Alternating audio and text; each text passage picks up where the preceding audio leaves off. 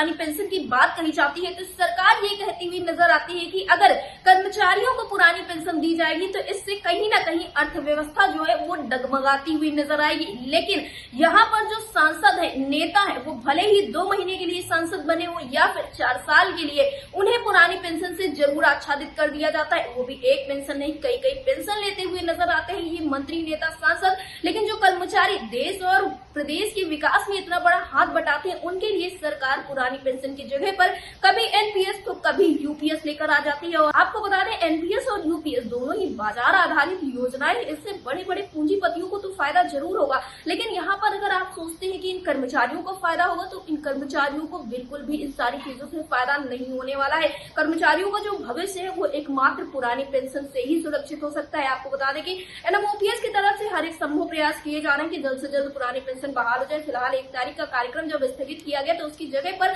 हर एक जिला मुख्यालय पर कर्मचारियों ने तमाम सारे कार्यक्रम के श्रद्धांजलि सभा का आयोजन किया गया, कैंडल मार्च भी निकाला गया है। लेकिन उसके साथ ही एनएमओपीएस कोलकाता राज्य में एक नया कार्यक्रम किए जाने की तैयारी की जा रही है। अभी हाल फिलहाल में 6 तारीख को एक बैठक रखी गई है कोलकाता में, जिसमें डिफेंस, रेलवे और केंद्र सरकार के तमाम कर्मचारी शामिल होने वाले हैं और आगे की रणनीति बनाने वाले हैं। फिलहाल इस विषय में ज्यादा जानकारी देते हुए एनएमओपीएस कोलकाता राज्य प्रेम सागर ने क्या कुछ कहा है, आप भी सुनिए। प्रेम सागर जी, आपका हमारे चैनल अटल टीवी पे बहुत बहुत स्वागत है। जी नमस्कार।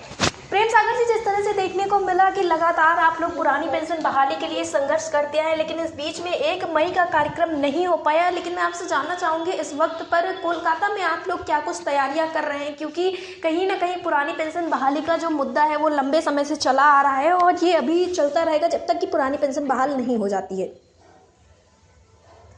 जी देश अभी जिस दौर से गुजर रहा है, पहलगांव की स्थिति को देखते हुए हम लोगों ने जंतर मंतर के कार्यक्रम को स्थगित किया है।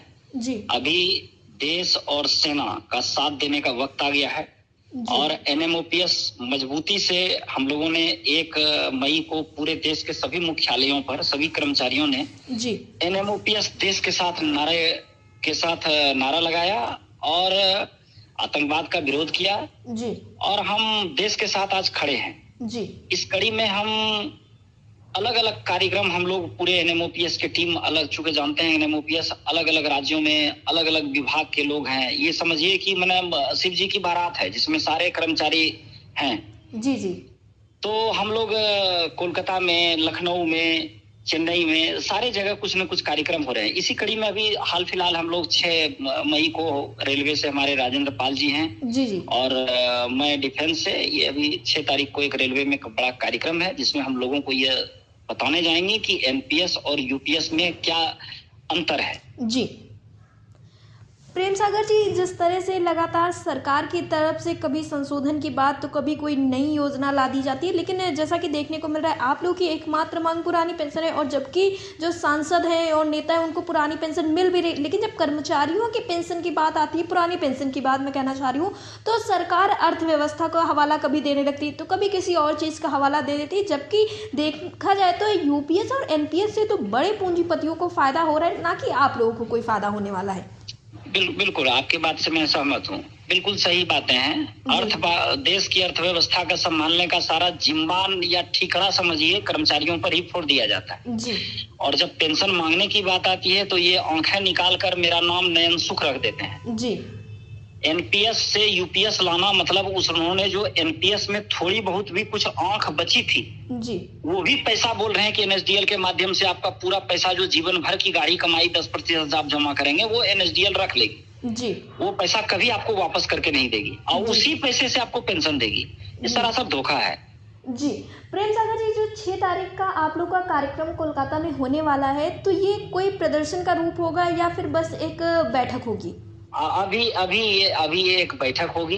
जी। हम कर्मचारियों के बीच में भी कुछ ट्रेड यूनियन के लोग इस तरह से रूमर फैला दिए हैं कि हमको पेंशन मिल गया, यूपीएस रूपी पेंशन मिल गया। यूपीएस पेंशन नहीं है, आप अच्छे से स्टडी कीजिएगा। जी जी। तो उसमें लिखा हुआ है ये पे है।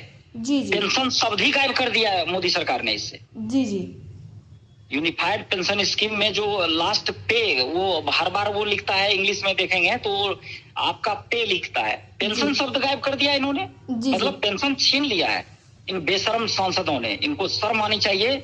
जो हमारे वीर शहीद जवान जो सेना में लड़ रहे हैं, सैनिकों में फूट डाला, पता नहीं अंग्रेज जाते जाते कौन सा ये छोड़कर चले गए। जी। ये फूट डालो की नीति करते हैं। सेना में अर्धसैनिक बल में अब 4 साल वाला सैनिक, जी जी मतलब सब देश की रक्षा करेंगे, सब आपस में लड़ते रहेंगे। जी। ये नहीं चलेगा। एक ये कहते हैं एक देश एक विधान, तो फिर एक देश एक पेंशन क्यों नहीं? जी जी सांसद विधायक वही पेंशन क्यों नहीं लेते हैं? जी देश की अर्थव्यवस्था का अगर संभालने की जिम्मेवारी है तो सांसद विधायक मंत्री क्यों नहीं? जी जी जी प्रेम सागर जी, तो जो 6 तारीख का कार्यक्रम होने वाला है, मैं आपसे जानना चाहूंगी इसमें सभी कर्मचारी शामिल होंगे या सिर्फ रेलवे के और डिफेंस के लोग शामिल होंगे?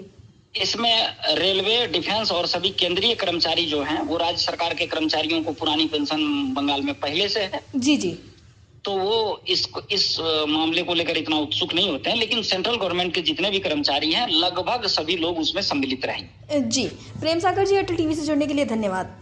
धन्यवाद।